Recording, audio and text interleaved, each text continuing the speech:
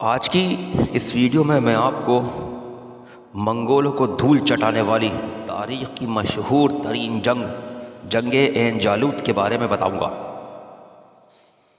جنگ عین جالوت 3 ستمبر 1260 میں مسلمانوں اور منگولوں کے درمیان لڑی جانے والی جنگ، جس میں شاہ سیف الدین قدس اور اس کے مشہور جنرل رکن الدین بیبرس نے منگول افواج کو بدترین شکست دی تھی۔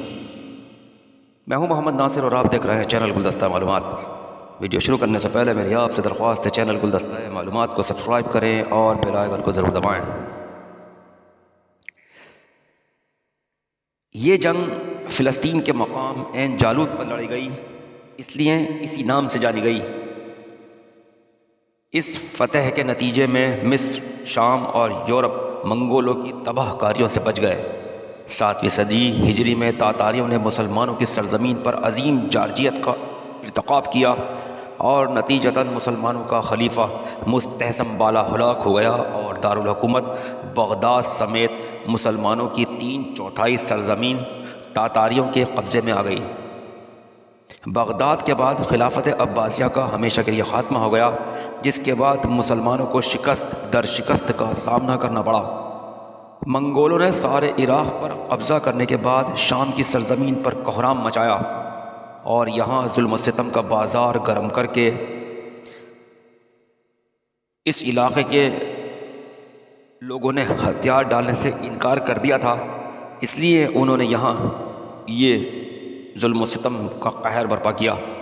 اس کے بعد تاتاری مصر اور مراکش کی طرف بڑھے، جو مسلمانوں کی آخری مضبوط گڑھ رہ گئی تھی۔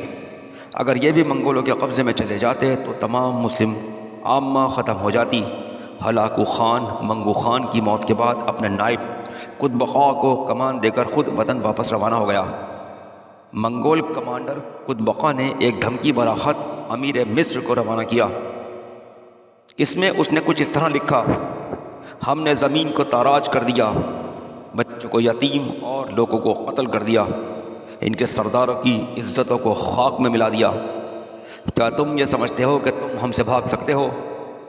کچھ ہی دیر میں تمہیں معلوم ہو جائے گا کہ تمہاری طرف کیا آ رہا ہے۔ سیف الدین قدس نے منگول سفیروں کو قتل کروا کر ان کی لاشیں دارالحکومت میں لٹکا دیں، جس سے افواج اور عوام کے حوصلے بلند ہوئے۔ جب قدس کا جواب منگولوں تک پہنچا تو انہیں معلوم ہو گیا کہ مصر میں انہیں ایک مختلف قسم کے رہنما کا سامنا ہوگا۔ فتح کے غرور میں مست منگول آگے بڑھتے چلے گئے اور عراق کو روندنے کے بعد شام، فلسطین اور مصر پر قبضے کی غرض سے آگے بڑھے، اور عین جالوت میں ان کا ٹکراؤ مملوک افواج سے ہوا۔ قدس صرف جواب دے کر بھول نہیں گیا تھا، بلکہ اس کو اندازہ تھا کہ اس قسم کے واضح جواب دینے کے بعد کس قسم کا رد عمل اس کے سامنے آ سکتا ہے، لہٰذا اس نے تیاریاں شروع کر دیں۔ مسلمانوں کو متحد کرنے کے لیے اس نے منتشر مسلمان سرداروں کی طرف اپنے امیر رکن الدین بیبرس کو روانہ کیا۔ بیبرس نے منتشر سرداروں سے اپنے چھوٹے چھوٹے اختلافات کو بھلا کر متحد ہو جانے کا مطالبہ کیا تاکہ ایک ساتھ مل کر دشمن کی شکست دی جا سکے۔ قدس نے علماء سے بھی مدد اور دعا کی درخواست کی۔ سب سے اہم عالم جنہوں نے سلطان کی مدد کی وہ سلطان العلماء الزر بن عبدیسی سلام تھے۔ سلطان قدس نے بن عبدیسی سلام سے فتویٰ طلب کیا تاکہ وہ عوام پر مزید جنگی ٹیکس عائد کر سکے اور مزید ہتھیار حاصل ہو سکیں۔ دیانت دار عالم نے سلطان پر یہ واضح کر دیا کہ حکومت عوام پر کوئی نیا ٹیکس عائد نہیں کر سکتی جب تک کہ گورنر اور وزراء اپنی ذاتی دولت اور ان کے تمام رشتہ دار اپنی تمام دولت خرچ نہ کر ڈالیں۔ حضور پاک صلی اللہ علیہ وسلم کی اس نصیحت کو مد نظر رکھتے ہوئے کہ جو لوگ اپنی زمین کے وسط میں حملہ آور کا مقابلہ کریں گے وہ بے عزت ہوں گے، قدس نے اپنی فوجوں کو حکم دیا کہ آگے بڑھ کر حملہ اور دشمن کا مقابلہ کریں۔ اس نے اپنا ایک دستہ رکن الدین کی قیادت میں غزہ، فلسطین کی طرف روانہ کیا، جس نے تاتاریوں کی کچھ افواج کو وہاں مصروف کر دیا اور شکست سے دوچار کیا۔ قدس کی مرکزی افواج اسی کی قیادت میں فلسطین کے ساحل کی طرف بڑھیں، جہاں صلیبیوں کا مضبوط گڑھ واقع تھا۔ یہاں قز نے صلیبیوں کو خبردار کیا کہ اگر وہ غیر جانبدار نہ رہے تو وہ منگولوں سے دو دو ہاتھ کرنے سے پہلے صلیبیوں کو پیس کر رکھ سکتا ہے۔ اس وقت منگولوں نے صلیبیوں سے اتحاد کرنا چاہا، لیکن صلیبی قصد کی دھمکی اور مسلمانوں کی طاقت دیکھتے ہوئے غیر جانبدار رہنے پر مجبور ہو گئے۔ اس وقت وہ طاقت اور تعداد دونوں میں کمزور تھے۔ جب مرکزی مسلم فوجیں دشمن کی فوج کی نزدیک پہنچی تو قصد نے میدان جنگ خود منتخب کیا، جو ایک وادی میں تھا اور جس کو پہاڑوں نے گھیرا ہوا تھا۔ اس نے اپنے کچھ فوجی پہاڑوں پر تعینات کیے کہ اگر صلیبی دھوکے سے یا منگول و غدار پیچھے سے حملہ کریں تو دفاع کیا جا سکے۔ تاتاری ٹڈی دل آخرکار میدان جنگ میں پہنچ گیا، جو تینوں طرف سے گھرا ہوا تھا۔ معرکہ آرائی شروع ہوئی اور توازن تاتاریوں کی طرف جھکتا نظر آنے لگا۔ تاتاری فوج کا دایاں بازو مسلم فوج کی بائیں بازو پر غالب آنا شروع ہو گیا۔ مسلم فوجوں نے پسپا ہونا شروع کر دیا۔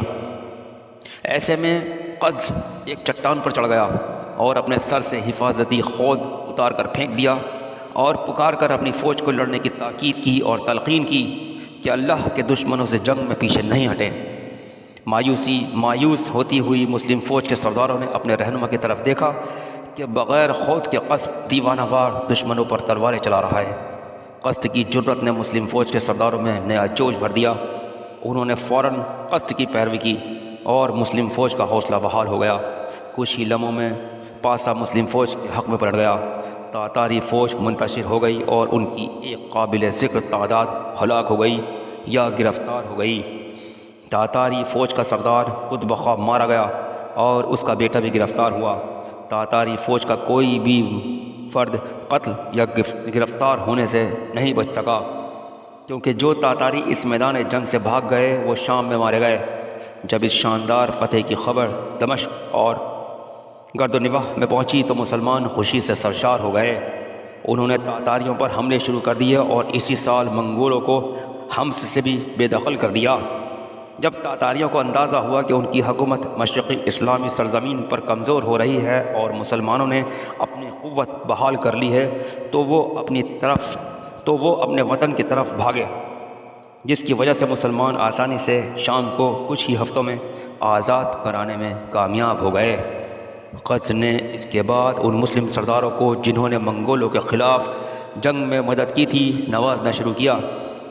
اس نے کچھ ایوبی سرداروں کو ان کی سرزمین واپس کی اور اپنی حکومت میں قابل عزت وزراء کی طور پر انہیں شامل کیا۔ آج کی ویڈیو میں بس اتنا ہی۔ ایسی اور بھی ویڈیوز کے لیے جڑے رہیے چینل گلدستہ معلومات کے ساتھ۔ امید کرتا ہوں اسلامی تاریخ کے جانباز جنہوں نے منگول جیسی ظالم قوم کو دھول چٹائی اور اسلام کے پرچم کو بلند کیا، ان کی داستان آپ حضرات کو پسند آئی ہوگی۔ ویڈیو کو لائک کریں، شیئر کریں، چینل کو سبسکرائب کریں، بیل آئیکن کو دبائیں اور کمنٹ باکس میں کمنٹ ضرور کریں۔ اسی کے ساتھ میں محمد ناصر اپنے چینل گلدستہ معلومات کے ساتھ آپ سے اجازت چاہتا ہوں۔ شکریہ، اللہ حافظ۔